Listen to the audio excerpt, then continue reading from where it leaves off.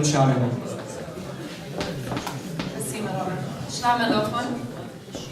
name is Hagyana, and it is truly an honor for me to moderate this evening's panel on the Assyrian Global Governance Initiative. Before we begin our presentation, I would like to introduce to you our panelists, Mr. Michael Youash here from Canada, a man you all know, of course, very well, Mr. Jacob, and Mr. Martin Isaac, who's here from London. We'd also like to take the opportunity to thank the Assyrian Confederation of Europe for organizing such a wonderful conference and giving us the platform to have this important discussion. As you all know, for the first time in our history, the majority of Assyrians currently reside outside of what is considered our traditional homeland. As the crisis continues to unfold in the Middle East and the very existence of Assyrians is threatened, we in the diaspora are confronted with a series of choices and decisions, and chief among them is the question, how can we survive? For centuries, we have sought the answer to this question outside of ourselves, and what we've come to realize with time, however terrifying or discouraging the realization may be, is that we are on our own. And when we are brave enough to accept this fact, we will also realize that the responsibility lies with each and every one of us to secure a future for our people, if we believe in one. And with that realization, that self-reliance is critical to our survival, will be the recognition of our own strength and our own potential. And with that said, I would like to turn it over to Michael Youash. Michael is an Assyrian scholar and advocate who has worked extensively on issues of governance and security, specifically in relation to the Nineveh Plain in Iraq.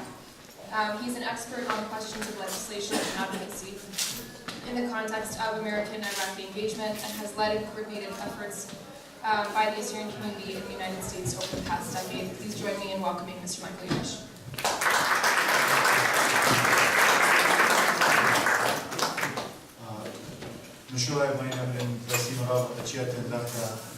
From Hagyana Atouraya and the Assyrian Confederation of Europe. It really is a privilege and an honor to be here. And I really want to thank all of you for coming and taking this very important step. I also want to thank one of the drivers behind Assyrian global governance in terms of recognizing the spirit for it and the need to support it, Mr. Sternian from A&B SAD. And as you'll see in my presentation is just an example of what Hagyana looks like. I also want to say thank you to Johnny Yapo, who's here from Accra in terms of the NPU, and the work that we're doing in terms of the Nineveh Plain Defense Fund and the NPU. And you'll see why I bring this, because it touches into the presentation that we're developing. Sapere ode is a Latin term. It's from the first book of letters, from Horace. It actually helped fuel the Renaissance. And it loosely translates into dare to know. Have courage in the face of the truth, because we don't always like the truth. And when we don't like the truth, we kind of switch off, or we only look for selective truths, truths that reinforce what we want to hear. And my message for well over a year and a half now has been that we must shake ourselves out of this illusion.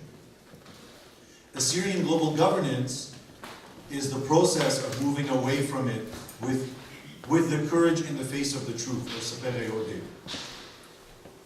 We must accept that for over 100 years of discussing genocide, experiencing genocide, studying genocide, the one thing that we've never looked at is our own actions during a century of genocide. And I would say that we've invested for 100 years in a failed methodology. And this is what we must begin to accept, that for 100 years, the Assyrian nationalist agenda, as how it's mobilized and organized itself, has been in pursuit of a completely failed structure. We all know the famous book. I'm going to assume we all know. I grew up with a book that my uncle brought home for me from Chicago when I was a child, actually.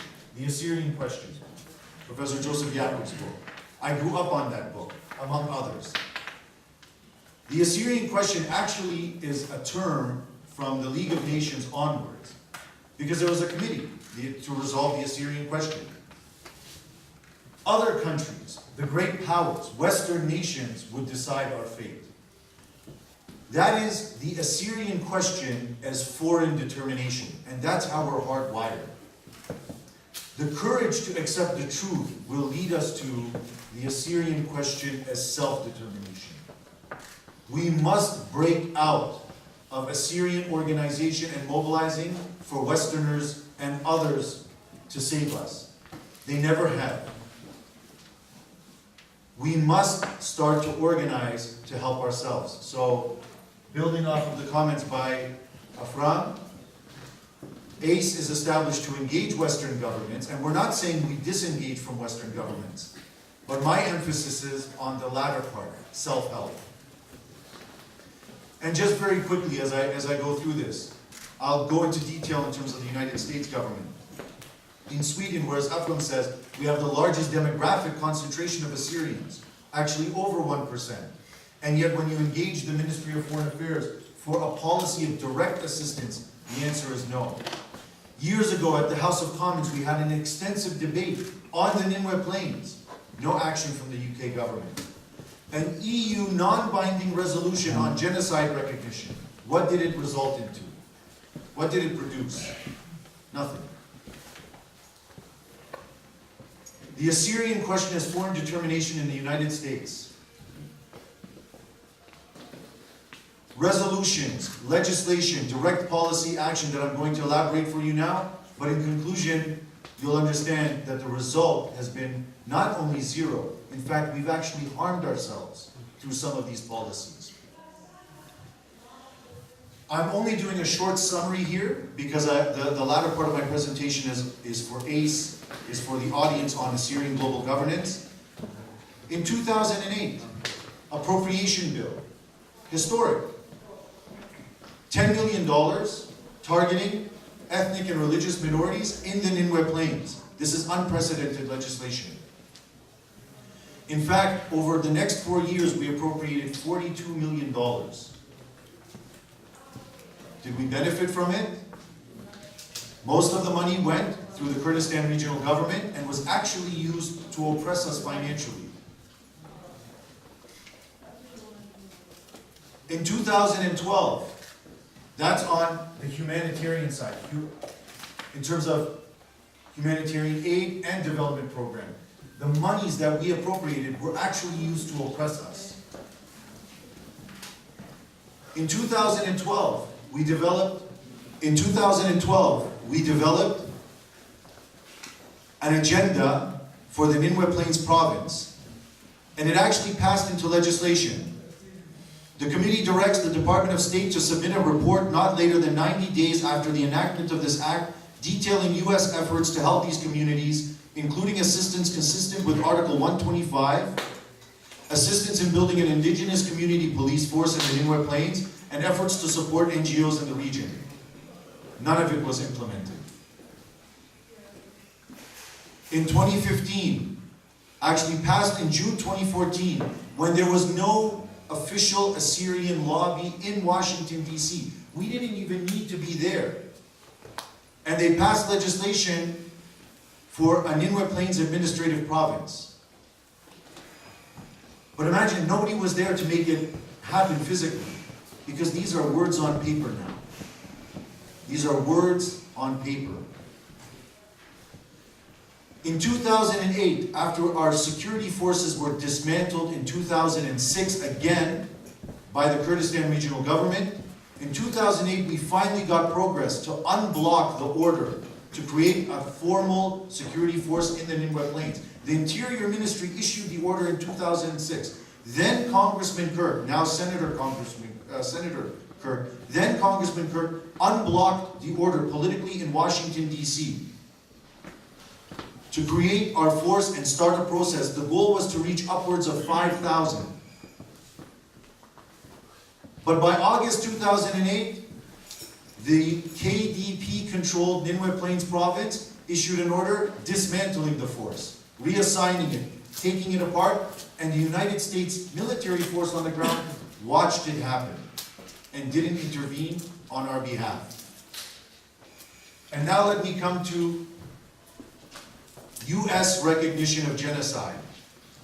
We all know on March 17, 2016, Secretary of State John Kerry said, My purpose in appearing before you today is to assert that in my judgment, Daesh is responsible for genocide against groups and areas under its control, including Yazidis, Christians, and Shia Muslims. That was March 17. The same day, Department of State officials said that the finding, genocide recognition, an achievement, imposes no new obligations beyond what is already being done, but that it could galvanize other countries to step up the battle against the Islamic State. So in the same breath that the State Department, the US government recognized genocide, they said, but this doesn't create any new obligation for action on us. In fact, we're already doing our part. We hope other countries do something. We have proven, again from the State Department, on the same day, we have proven our willingness to step in and prevent acts of genocide. Moving on, is it going to trigger something new? No. They recognize genocide, but they don't see it as an obligation to do anything more than what they're doing. This is the result of lobbying. This is the result of that advocacy. We have to begin to acknowledge these truths.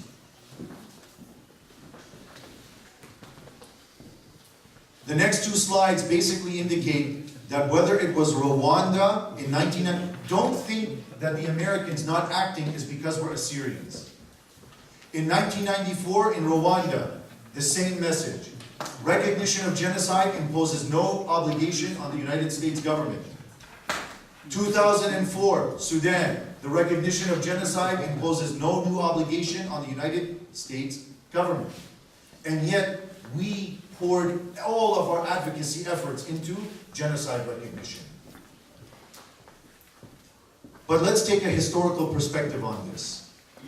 When I say this has been a failed model for a century, what you're looking at now is a letter exchange between Marshamun and Sir Francis Humphreys, representative of Her Majesty from the United Kingdom. In this letter exchange, Sir Francis Humphreys says, "Your Beatitude, I have forwarded to the Secretary of State the Assyrian petition of the 17th June, and the British government are now in communication with the League of Nations Secretariat with a view to arranging for its early consideration by a competent League body. The Assyrian question as foreign determination in 1932. Marshamun wrote back to Sir Francis Humphreys, and I'll only summarize here. Your Excellency, and what this exchange was about was the levies, our security forces. The British were saying, we want your levies to stay with us in the center and in the south. And Marshamun is saying, I will only do that if you consider our national petition at the League of Nations, because my people are insecure in the north. Their fighters, our fighters, want to go back and protect their villages, protect their families. But Marshamun said, I will promise to do my best in persuading the leaders to consent and the levies to prolong their services if your Excellency will write and assure me on your honor that you will consider our proposal. What is the answer? Sir Francis Humphreys writes, Your Beatitude, I have received your message of the 25th of June. It is my duty to explain that some of the demands contained in the national petition of the 17th of June appear to be in conflict with the declared policy of my government and the League. I undertake to support to the best of my ability with my government and the League of Nations those demands which appear to be reasonable and in conformity with the general policy of my government and the League. Your sincere friend, Francis Humphreys. What happened in 1933? Everyone? The Semel Massacre. And our faith was in the Assyrian question as foreign determination. In 2007, one of the pieces of legislation we passed, you can see it in other presentations, was a report that the United States government, that the State Department was obligated to deliver about our plight. And in it, what do they write? In Nineveh, the Christian minority faces considerable hardship. Some factions are underrepresented politically. Some suffer from uneven. What does that mean, underrepresented politically? It means they were aware that the Peshmerga entered Deshti Dinwan, collected the ballot boxes, and brought them back in the evening full. That our independent political groups were not represented fully. Some suffer from uneven resource transfers from the Kurdistan Regional Government's Ministry of Finance. Through Finance Minister Sergis Aghajan, the State Department in 2007 was aware that we were being socioeconomically persecuted. And some experienced human rights abuses, physical harm, with the KRG controlling the area. But what was their finding? On the basis of relative need, it would be inappropriate to single out this group for special attention. 1932, your demands are unreasonable. It's not in the interest of Her Majesty's government. And in 2007, this is the Assyrian question as foreign determination. And what amazes me, and what my message to the Assyrian people is that we have only demonstrated faith and steadfastness in the Assyrian question as foreign determination. What is faith? Faith is belief that is not based on proof. We believe in foreigners saving us, in foreign salvation, in the absence of proof. In fact, we've only had proof that it doesn't work. When will we come to accept this? When will we come to understand that the Assyrian question as foreign determination has left us destroyed? And that we have been steadfast. The definition of steadfast is fixed in a direction, unwavering. Despite repeated lessons from 1932, from 1914, until the present, 100 years later, we are fixed faithfully and steadfastly on the Assyrian question as foreign determination. Let me very quickly tell you what Assyrian global governance is not. Assyrian global governance is not the Assyrian Universal Alliance, which was established as part of its principles to diligently advocate the Assyrian cause internationally, urging democratic governments and international bodies to act. It is not the International Confederation of the Assyrian Nation, developed as an idea by Rabbi Ivan Krakovich, who said at the core of it is the Assyrian case presented to the international community. And it is not the current push under the Assyrian parliament, which seeks to create an entire representative assembly, but to do what? The Assyrian question as foreign determination. Assyrian global governance is the reorganization of the Assyrian nation globally to begin developing and exercising self-help, self-reliance. It is only when we start working to help ourselves. This is an unexplored option that we might begin to achieve results. So for now, Rain, how am I doing for time? 3 minutes? For now, I'm going to take that as 6. For now, I just want to introduce you to principles, Sheroe, Mabadi, of Assyrian global governance. We heard fantastic explanations on the need for ACE, and I agree with all of them in terms of it is about structuring and organizing our people on a European scale. We have to support this. It is an essential measure. But all governance structures need to be guided by principles. Let me give you an example. I work in constitutional design, institutional design.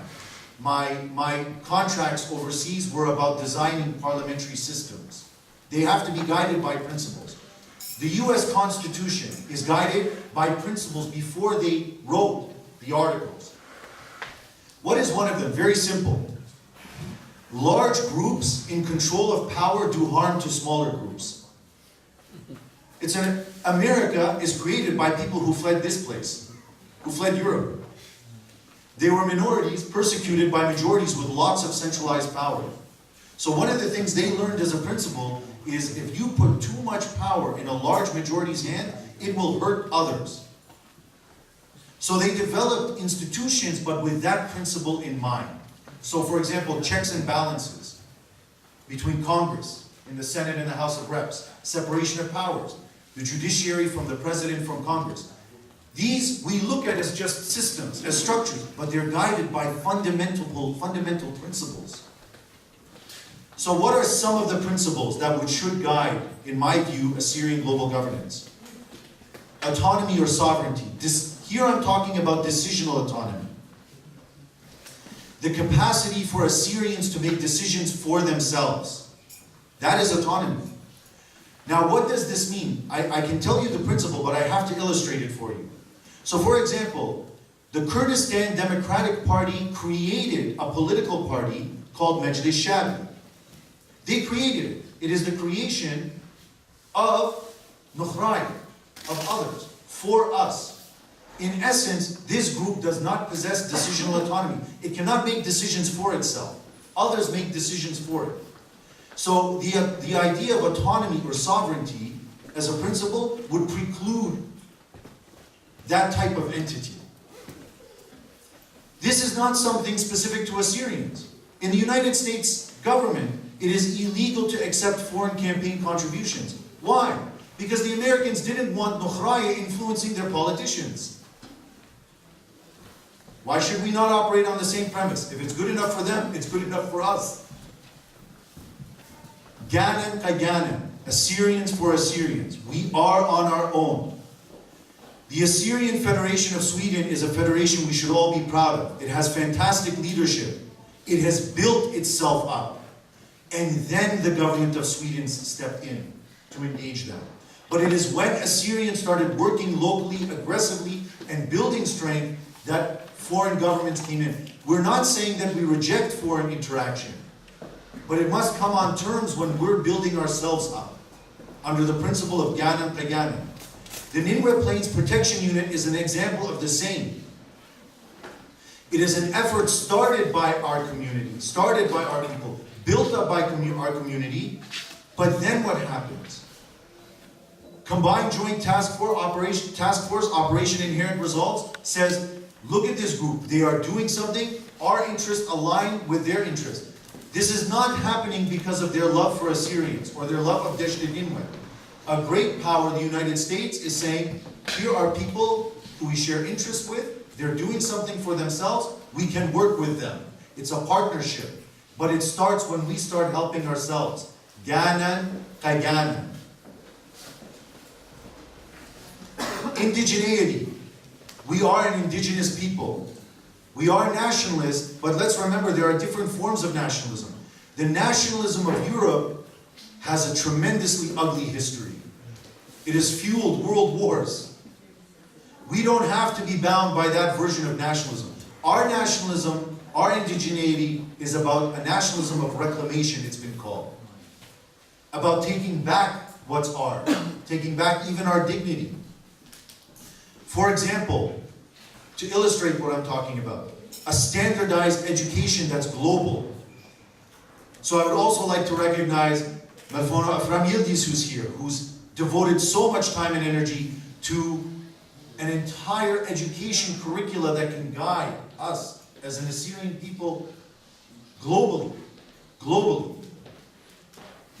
And yet we also have Atra. It's about land return and resettlement. It's not about taking land from other people. It's about taking back land that's been taken from us.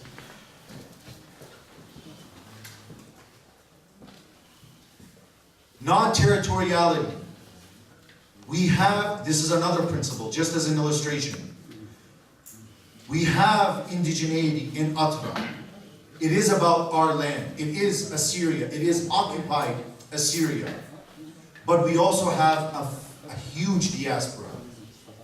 And we have to build in on this principle that sometimes the necessities in Atra and the necessities in diaspora require a filter. We cannot cross-contaminate. We cannot hurt one at the expense of the other. Let me give an example here. Again, another illustration. In 2003, a historically significant conference took place to declare the need to carve out territory in the Nineveh Plains as a federal unit, a subnational federal unit. Now, in pursuit of that political strategy was a very prudent policy. We are one nation, unity. Chaldo-Assyrian, an effort to bridge divides across sectarian groups and identity, fusing identity together to produce an agenda for the Nineveh Plains. But we can say that in diaspora, the agenda in Atra had a confusing effect, sometimes a harmful effect on organizations in the diaspora. We have to develop, it doesn't mean that what happened in Atra is bad. It means we have to develop systems and institutions that are guided by an awareness on non-territoriality and territoriality, that maybe what's good for Atra needs a system to filter to the diaspora, to shield the diaspora. And maybe what's good for diaspora is not always good for Atra. We have to design institutions that establish immunity for each other, but always pursuing shared goals for the bigger picture. These are fundamental principles that should guide Assyrian global governance. So what are the next steps? We are meeting in Spain in terms of all governance areas that can bring us together, that are interested in Atra and in diaspora, but we are seeking a mandate. This will not proceed without a mandate from the Assyrian Confederation of Europe, from national federations, from local organizations, affiliated and non-affiliated. This has to be a message internalized by our Shotopriyate, because that's our infrastructure. The federations, the confederations, the local associations in diaspora are the infrastructure on which to build. After Spain, an extended Assyrian global governance mandate via greater organizational consolidation. So the creation of a confederation and strengthening a confederation can only be good for global governance. In fact, they're interdependent. What is the long-term vision? The long-term vision is not the Assyrian question as foreign determination. Eventually, building up that Assyrian strength, that Assyrian power, where it is the Assyrian Question Resolution Council. It is not London, Washington, Geneva, Brussels answering the Assyrian question. It is Assyrians answering the Assyrian question. Thank you very much.